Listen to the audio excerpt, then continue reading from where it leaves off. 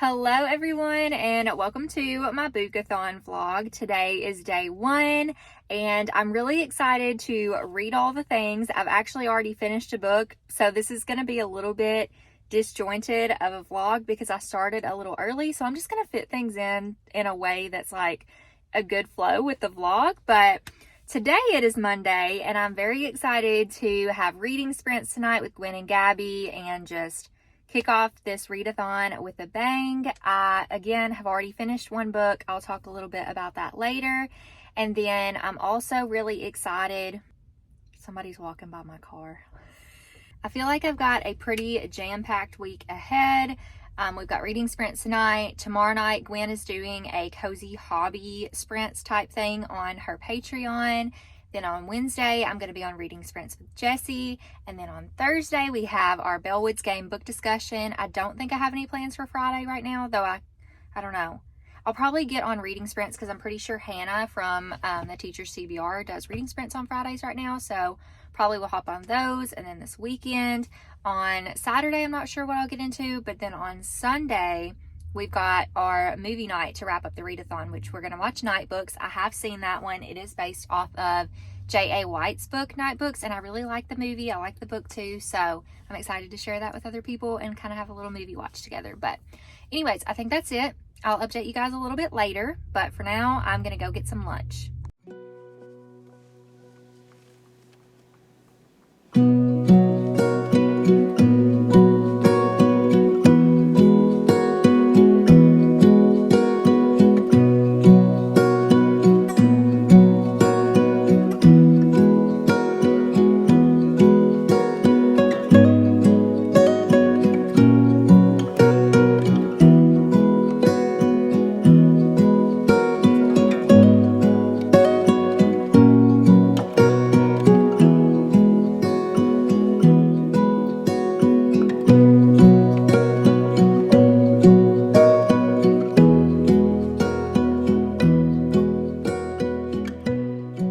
So far, I'm about 13 chapters into the Bellwoods Game, and so far I am liking but not loving it, but I do see a lot of themes that remind me of Small Spaces by Catherine Arden, so I do think that is a great comparison.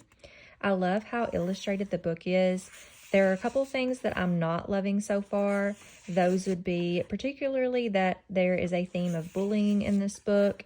And then also, I feel like there are some younger themes in the book, but I also feel, well, I guess not younger themes, but there are some younger, I guess, tones in the book, but there are some themes in the book that I feel like adults would understand a little bit more than an 8 to 12-year-old reading this book. But overall, I think the general public will like this book. That goes for both children and adults. So I think right now where I'm at, which I think is about halfway through the book, just about halfway through the book, I am probably on a 3-star rating right now. So we will see how I feel a little bit later on. So I did finish the Bellwoods Game, and I think I'm going to give it 4 stars. There were a couple of elements in the story that I didn't love, and I also feel like it didn't go as deep as I would have liked for it to go. So I think that the main theme was about stories and how stories can impact us. And I don't know, I feel like, I don't know if I'll remember kind of like the purpose of the story at the end of the day. I do definitely see how it's similar to Small Spaces, and it looks like it's setting up to be like the first book in a series. There's the friendship elements of Small Spaces. There's also like kind of elements of Night Books in there, which I feel like if you've read Night Books and you read this, you'll kind of know what I'm talking about. But there are definitely elements of those 2 books in there. And the end of the book, the whole wrap up of how everything kind of came together at the end of the game just did not make sense to me. It felt very forced and very random and just like plot convenience. And I'm like, I didn't really get that. I thought it was kind of silly. And I'm like, I really wish there was a different way that the story would have been wrapped up, because it just didn't make sense that this is what it's like. Okay, so first of all, at the end of the game, it's not just like it ends, which I appreciated that it wasn't a simple end to the game, but it was like 3 or 4 turnovers of like, we're about to get to the bell and then you don't get to the bell. only to have the one way that the game was won happen, like, it just felt very off. Like, you're already reading a fantasy book, okay? But like, this element that came into play didn't feel like it fit into the story. So I was like, what is going on? So I wasn't a huge fan of the ending. Again, it also sets up for a sequel, which I haven't decided if I'm gonna read yet or not, because again, there were some elements in the story that I didn't love. I do feel like it was written, like, I don't know how to explain this.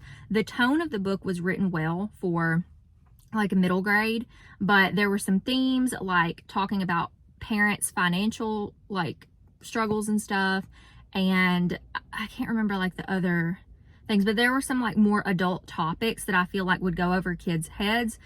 But I do appreciate them being in there for like parents that may be reading the books with their kids. And I do think some older kids would understand these issues, but not, I don't think like the general, and I don't know, maybe I'm wrong. Maybe kids are smarter these days than I was when I was that age. Not that I wasn't smart for that age, but like just some of the things in this book would have went over my head. But overall, I will say that I enjoyed my read of it. I do think that having the illustrations was really nice as well. I think there's one illustration that I picked out a potential spoiler for future books in, and I think I wouldn't have guessed that if there wasn't an illustration, but we'll see. I don't know. I'm interested in continuing, but not like super interested. Like, it's not like top priority for me, but I do think it was good. I do think most people will enjoy this. I'm going to give it 4 stars. And then tonight, I think I'm going to start, it kind of depends. I want to start Bridge of Souls next, but I'm not sure if I'm going to start that one next because I don't have the audiobook for it. And I don't always love middle grade audiobooks because they tend to have like kind of a whiny tone. Like the narrators just kind of whine like the kids would, and it can be really annoying. So I don't always love that. But I kind of want to do the audio so I can read a little quicker because I've been reading a little slower this month. And I do have the audio for the Halloween moon, so that may be my next read. But y'all just will have to stay tuned to see what I pick up next. Hello, I am on sprints with Gwen and Gabby, and we have already almost peed our pants, Exhibit A. Oh, I got so many questions about the bread emoji. Like, legit, people were like, oh my gosh, this reel's so great. But like, what's with the baguette? And I was like, it's an inside joke. It's an inside joke. It's not, honestly, if we could tell y'all, but you're not going to laugh. It's not going to be funny. So. It literally, I had a piece of bread.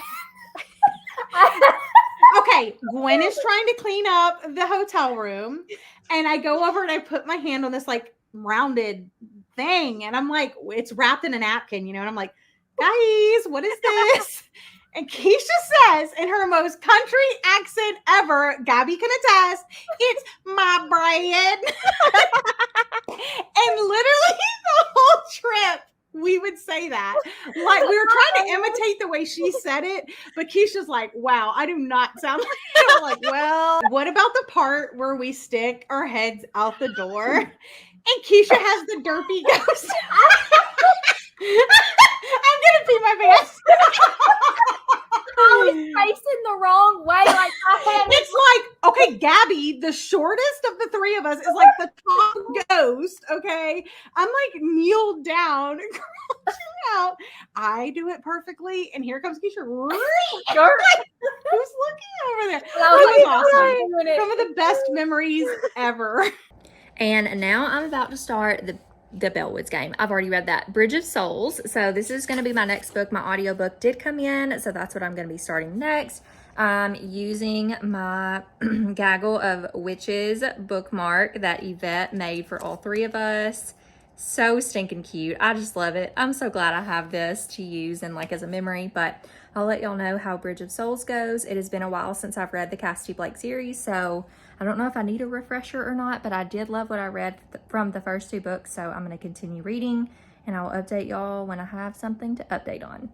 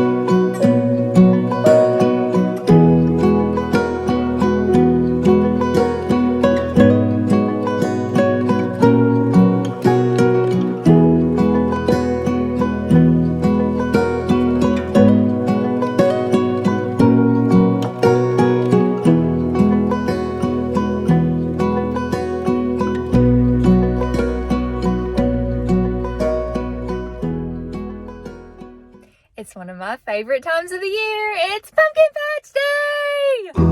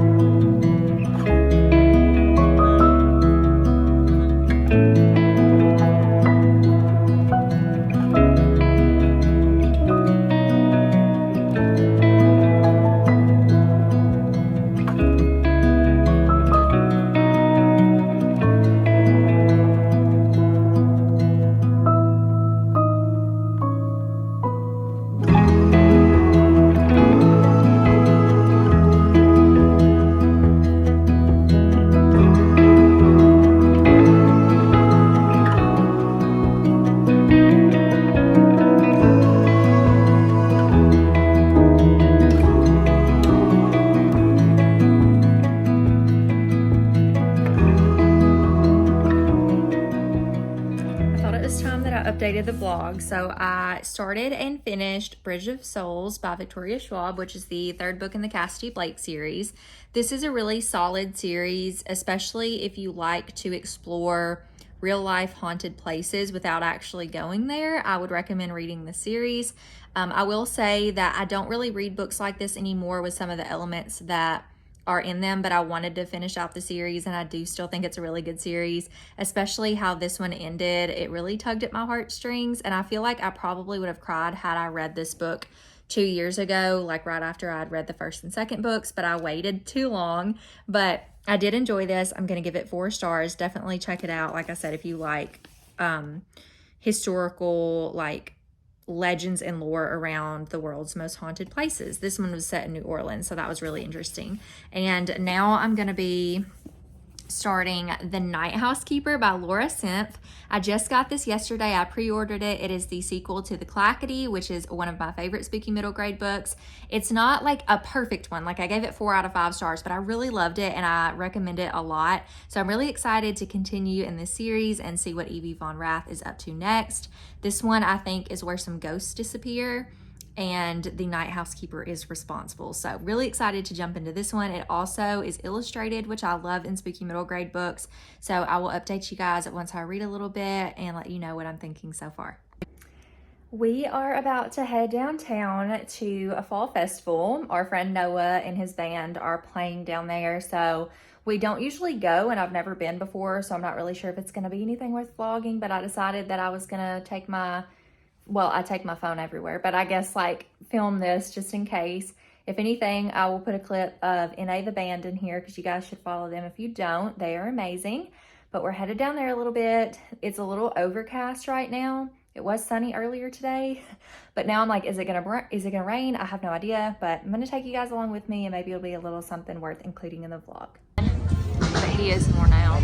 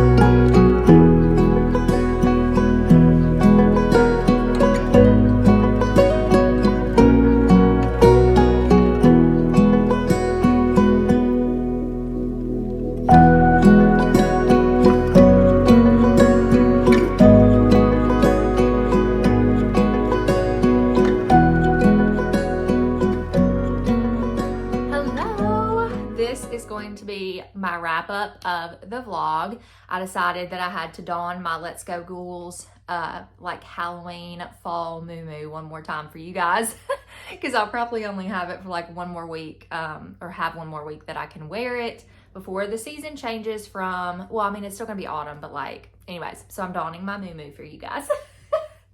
But anyways, I was sitting here playing Dreamlight Valley and I was listening to the last little bit of The Night Housekeeper. So I wanted to give you guys an update on my thoughts on this one, and then I'll go ahead and wrap up the other two books that I read. I think I've already put the book up.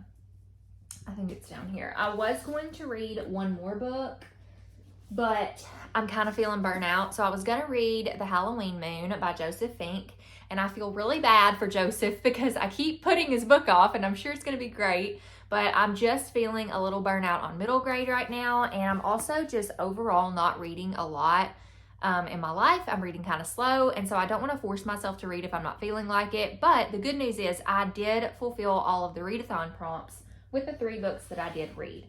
So I read The Night Housekeeper by Laura Simpf. This fulfilled the prompt to read a book with a bird on the cover. So we have, his name is literally Bird. Bird is on the cover. And this is the sequel to The Clackety. When I first started reading this, I didn't give any updates on it because I honestly wasn't really getting into the book, and it made me really sad because I really loved The Clackety from the get-go.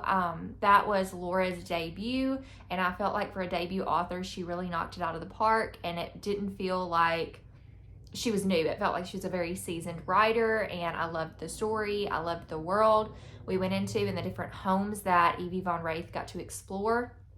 And I loved the story of The Clackety. I loved Bird and how that, for me, like reading it as an outsider and as a Christian, looked like that Bird was kind of functioning as the Holy Spirit guiding her, like, and giving her advice and nudging her one way or another. And I loved that. And in this one, it took me a lot longer to get into it. I don't know if it was a me thing. It could have just been a me thing, but it took me a lot longer to get into the story. So it took me maybe about the halfway point. I wasn't as invested. I do love Evie as a character, but I felt like it took a while for things to really get going. And then once things started going, I was kind of at that point getting burnt out on spooky middle grade. So did I give this book a fair chance? I'm not sure, but I am going to settle on a 4-star rating for this one. I will say that I liked The Clackety much more than this one.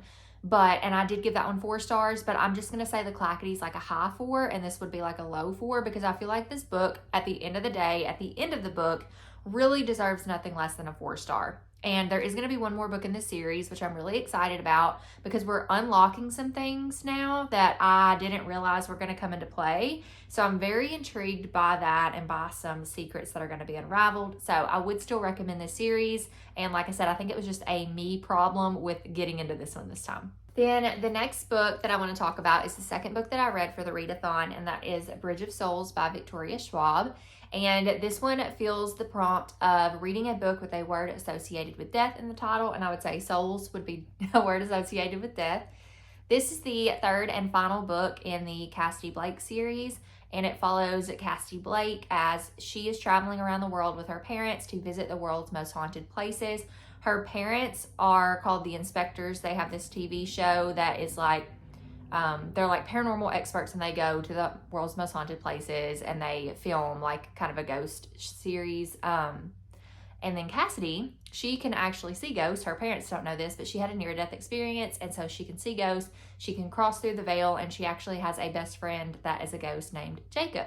And she also has a little cat named Grim that comes along with her on her adventures as well. So this was the wrap-up of the series, and I do wish that I would have read this a little bit closer to when I read books 1 and 2, because I feel like I was a little bit detached from the story. But what I love about the series is that if it's been a while since you've read one book or another, that it does give you a recap at the beginning of the book, so I really like that.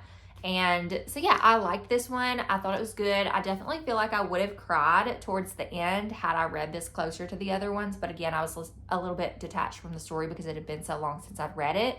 But there were definitely some tugging at your emotions in this one, and I really liked how it wrapped up. So I also gave this book 4 stars. And the final book that I read was our group buddy read, and this also filled the prompt of a book set in autumn. Thankfully, this book was set around Halloween, so it did fill both my prompts, even though I did not get to the Halloween moon, which I still hope to get to soon.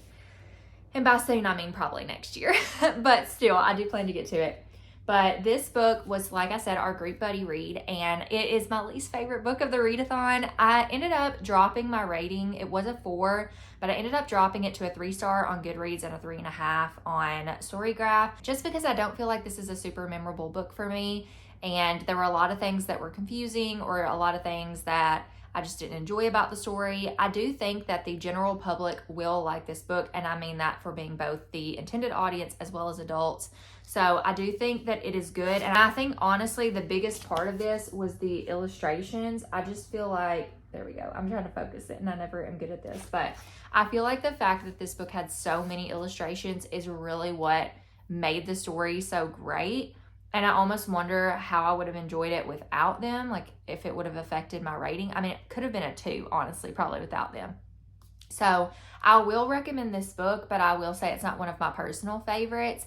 This is a debut author. This is seeming like it's going to be the first book in a series. It seems like it's going to kind of follow like the Small Spaces, where you've got, in the Small Spaces series, you have the Smiling Man, and in this series, you also have somebody that you're going to follow throughout the whole series, it seems like, maybe. So it's kind of setting up like that. I do think if you like Small Spaces, there's a chance you'll like this one. And also, if you like the element of storytelling or the importance of stories in Night Books by J.A. White, I think you might also enjoy this one. But overall, it just wasn't a favorite for me. So those are the 3 books that I read for Boookathon. To all of you who participated or even just shared about the readathon, or were just like excited and hyping us up for the readathon, thank you so much. I had a blast just participating and hosting and all the things. It's always a fun time when I get together with Gwen and Gabby too. I just like love hanging out with them. They are just the easiest friends and the most joyful people, and I just love spending time with them. So that always adds to the memories as well. I also want to give a huge shout out to Rachel from Happy Go Lovely Sleeves, who for the second time has created such cute book sleeves for us.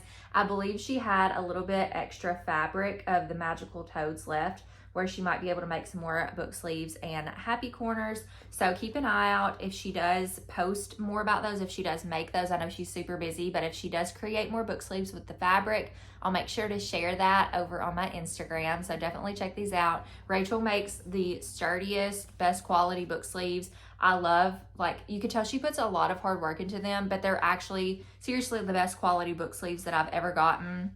And another thing is that I love that there's no like tags or like iron-on stickers, or like I don't like when there are book sleeves that have like, and I get wanting your name out there and you to have credit for your work, but I love that this is just like, I know it's Rachel's, I know it's good, and I don't need like anything on it, and I don't like when things have extra. So I just feel like she has the best quality book sleeves, so definitely check her out. I wanted to give her a shout out.